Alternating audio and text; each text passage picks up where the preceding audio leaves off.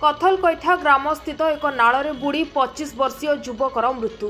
गजपति जिला गोसाणी ब्लॉक तथा पारलाखेमुंडी थाना अंतर्गत कथलकैठा ग्राम स्थित एक नाଳରେ बुड़ी 25 वर्षीय युवकर मृत्यु होइतिबा सूचना मिली।